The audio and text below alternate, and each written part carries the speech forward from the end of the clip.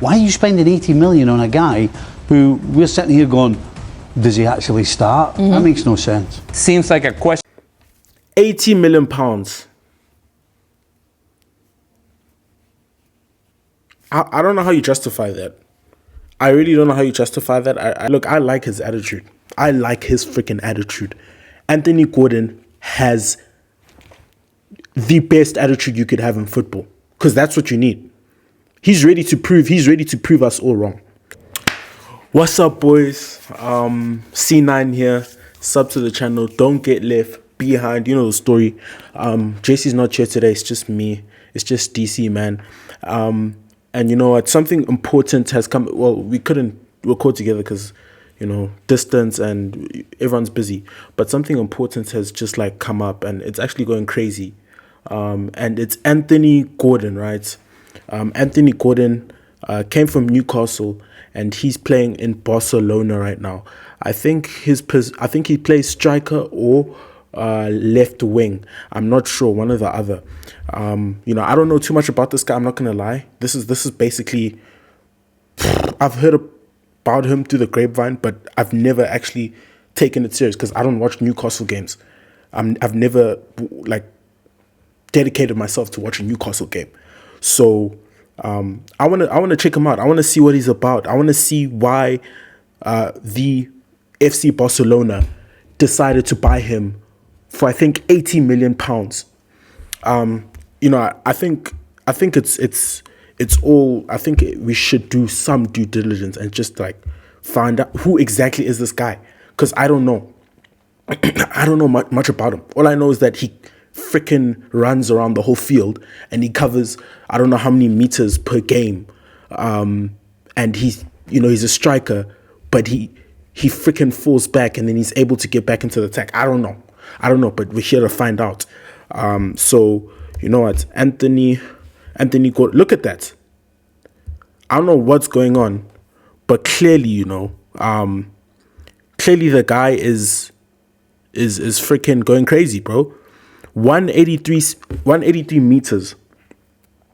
183 meters. Shoot. Okay, this is my first time actually doing, because we just do player reactions. So I don't know how we should do this, but I think Wikipedia is the first like place we could go to to see what this guy's about. Anthony Michael Gordon, all right, 2001. So he's 25 years old. 25 years old, and he signed for potentially one of the biggest clubs in Europe. He started in Everton, and making senior debut 2017 Europa League match. He joined Newcastle United in 2023, so it's been 3 years. 2026, completed a transfer to join FC Barcelona for 69.3 million pounds. 69.3 million euros. Sorry, euros. That is crazy. That is freaking crazy. That's what I'm saying. I need to get some background information, because how did we get here? How did we get here? This is absolutely crazy. You know, I'm not going to read through everything, but I'm just going to skim. Everton, 11-year-old academy. Joined Clapperton Championship club Preston North. Scored first goal of the season back-to-back match against Brentford and Leeds United. Suspended for the match against Tottenham Hotspur. Yellow card accumulation. Returned in a 1-0 defeat. Scuffle carrying Trippier. Newcastle United, 29 January 2023. Gordon joined. We are going to watch a video on him. So, you know, I'm just skimming through everything. I just want to see stuff. I just want to see what exactly this guy's about. Because, I mean, like, getting signed by Barcelona, that is not a joke.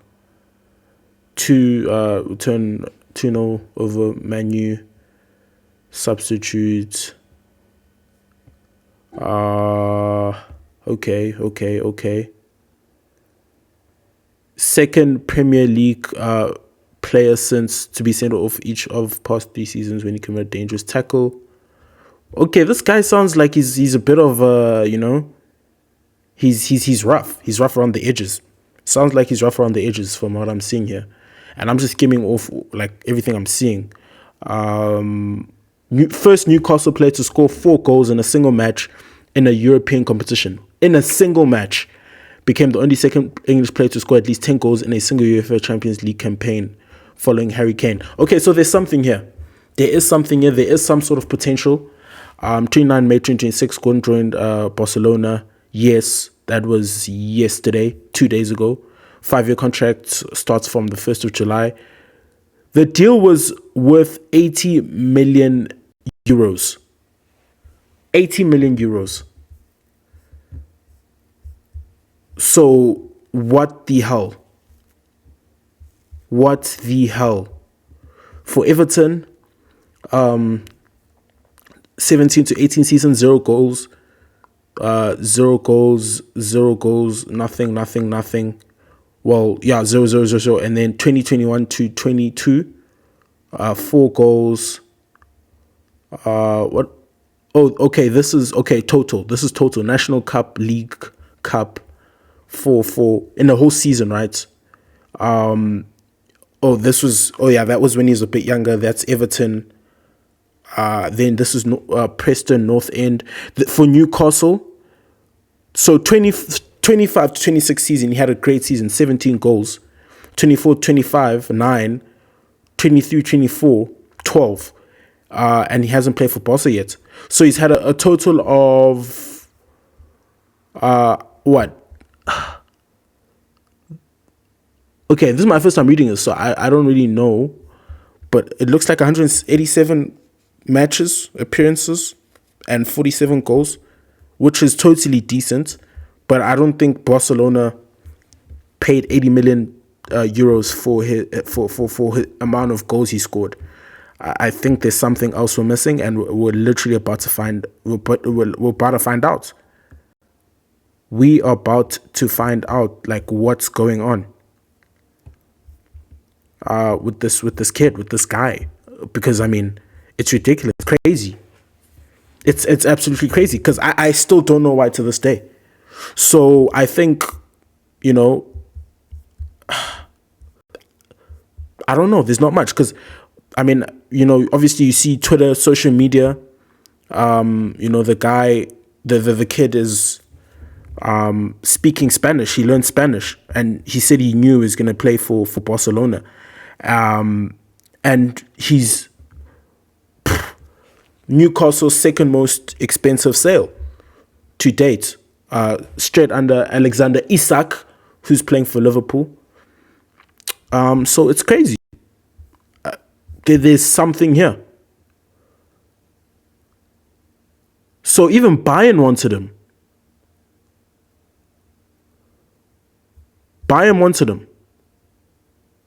Gordon's versatility attracted Barcelona. What's interesting is the two clubs who are fighting for this. So Barcelona and Bayern were fighting for this kid. Barcelona and Bayern.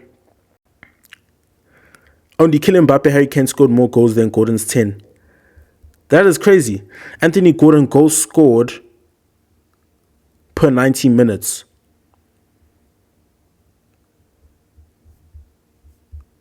Yes, he scored 6, taking his total to 70, which on paper looks good, but clearly his best form this season has been reserved for Champions League. Oh, so this guy must have had a great Champions League performance. Clearly.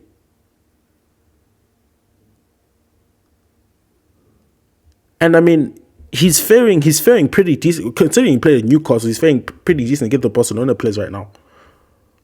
But you know what? Enough of that. I think it's worth watching what exactly is going on here. We need to. Well, I need to see. Anthony Gordon fears nobody. Which defender do you dread coming up against? None. Oh, He isn't just satisfied beating his full I need to see my qualities up. Quality is perfect.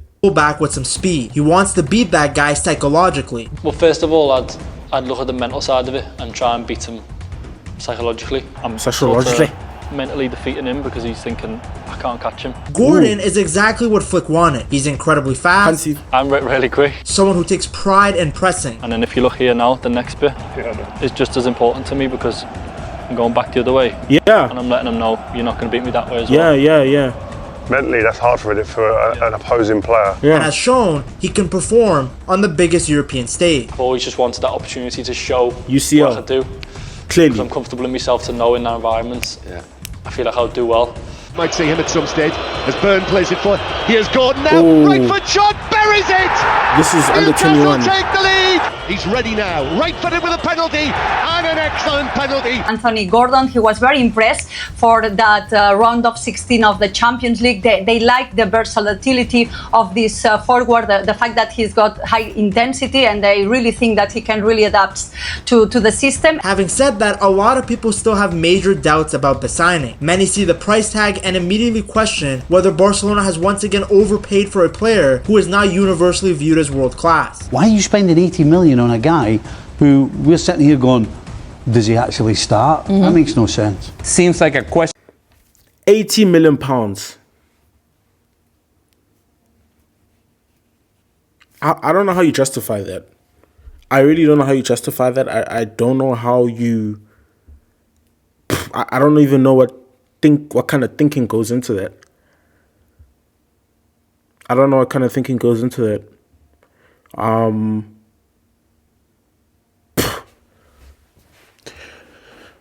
I mean, where is he going to play? You've got Lamine on the right. You've got Rafinha left. You've got Lewandowski. If that's not enough, you've got Fernan Torres. You still got Rashford, who still wants a spot at Barca. I don't know where he fits in. Questionable decision for a Midfield player that seems to be seems more like he's a about fool. squad depth than he does about being a difference maker right away. Because I appreciate that he's a good player. I appreciate the fact that in a couple of weeks' time he could be starting for England at the World Cup. But the fee itself just still feels quite high. But being doubted is nothing new for Gordon. You have to earn respect. Yeah. That's the biggest thing in football, or it's an opinion-based sport. Everywhere, No one's yeah. going to respect you if you don't earn the respect. In many ways, it has followed him throughout his entire career. Look, I like his attitude. I like his freaking attitude. Anthony Gordon has the best attitude you could have in football, because that's what you need. He's ready to prove us all wrong. He's ready to prove the naysayers, the haters wrong. So he's coming with the right attitude. That's all I'm going to say. Like I said to you before, I don't actually mind people having that perception. Yeah. Because I'm comfortable in myself to know that I just need the opportunity to meet you to be able to change it.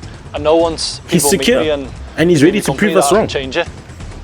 He's ready to Anthony to write Gordon's his football name. journey did not begin with people calling him a future superstar. In fact, it actually started with rejection. Born on February 24, 2001, in the football-obsessed city of Liverpool, Gordon Okay, I will say that. If you looked at the hoodie, it said Oval, October's very own.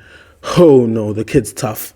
grew up in a family He's full tough. of passionate Liverpool supporters. I have no family members who support Everton. Really? None, not one.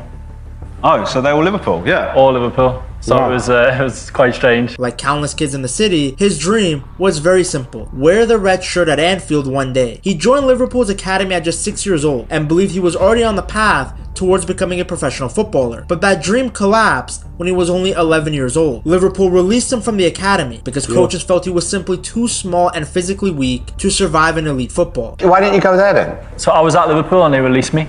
Oh, Yeah, when I was 11, and then Everton signed me. And then they were trying to buy you back in the summer for what, 80 million is mad, isn't it? Crazy. Gordon at the time was tiny for his age, very slight physically, and nowhere That's near the crazy. finished athlete many academy coaches were looking for at the time. For a young boy completely obsessed with football, it was a brutal emotional setback. Yeah. Instead of giving up after being released though, Gordon dropped back into grassroots football with Wiston Juniors in the St. Helens League. That period ended up being one of the most important stages of his development. Away from the pressure of elite academies, Gordon played with freedom, confidence, and aggression. Doesn't kill you, makes you stronger.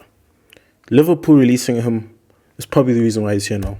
It was there that local Everton scout Ian Duke noticed him immediately. He did not see a skinny kid struggling physically. He saw an explosive winger who loved driving directly at defenders, had natural technical ability, and played with fearlessness. Duke quickly contacted Everton's academy recruitment staff and pushed hard for the club to give Gordon another opportunity. Even then though, the doubts continued. Coaches at Everton reportedly remembered Gordon from a previous brief spell around the club and still questioned whether he had the mentality or physical profile to succeed at academy level. There were genuine concerns that he was too nervous nervous, too lightweight, and too underdeveloped physically. But Gordon kept improving. He worked relentlessly, climbing through Everton's youth ranks, and slowly forced people inside the club to change their opinions. One of the biggest moments came when he made his under-18 debut at just 15 years old in a heated Merseyside youth derby against Liverpool, the very club that had rejected him years earlier. Then came the breakout season. During the 2017-2018 campaign, Gordon exploded statistically at youth level, scoring 14 goals and registering 4 assists in only 15 under-18 Premier League matches. Suddenly, it became impossible for Everton's coaching staff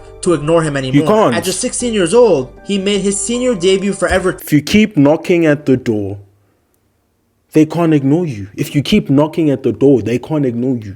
They can't.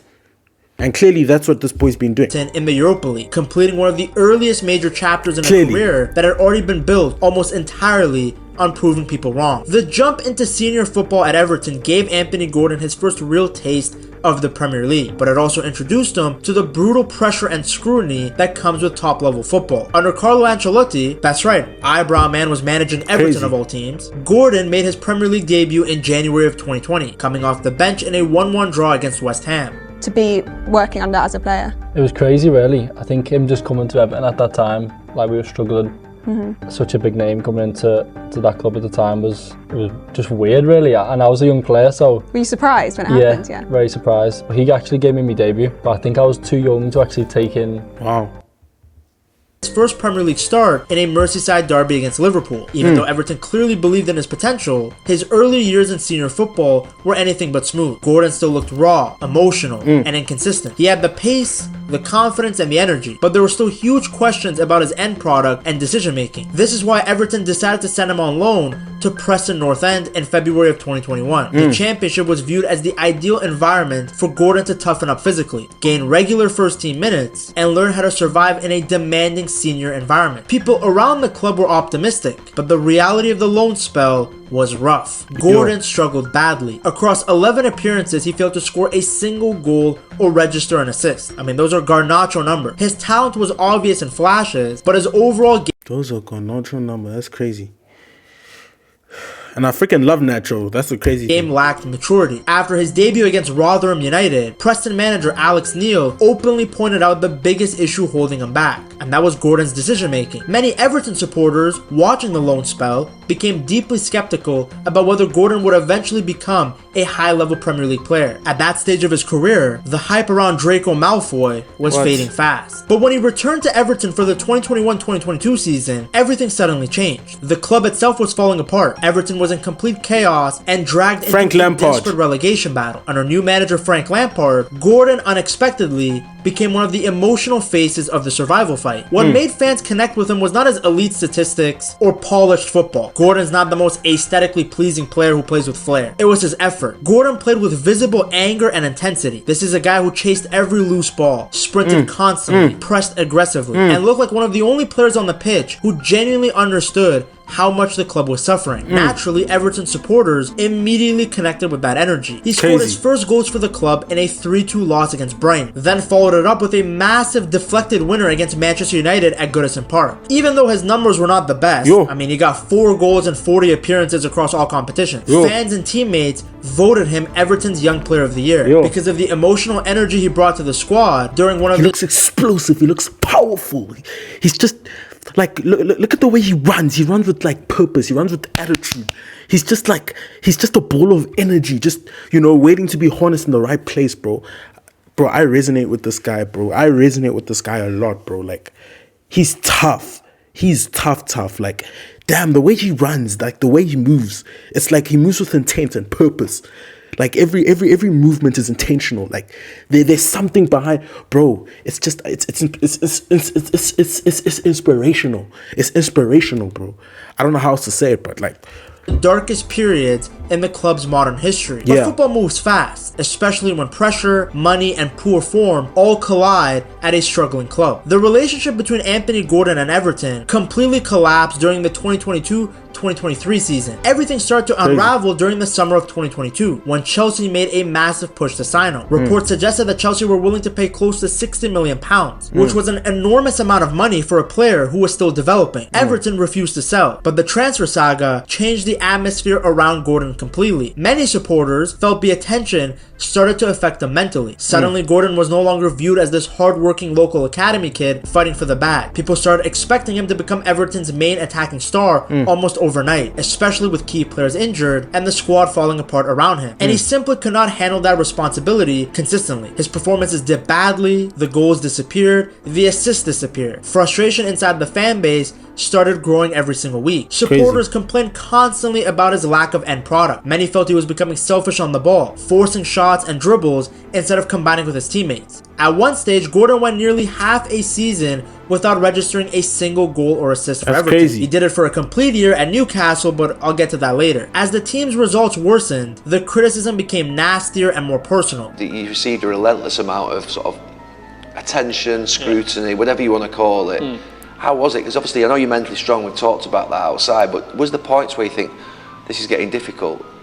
Yeah, the whole process Gary was Neville. difficult, but I think you said I'm mentally strong, but I think that's played a massive part in me being who I am now. So I'm very thankful. Then came the moment where everything truly exploded. Doesn't kill you, makes you stronger. Doesn't kill you, makes you stronger.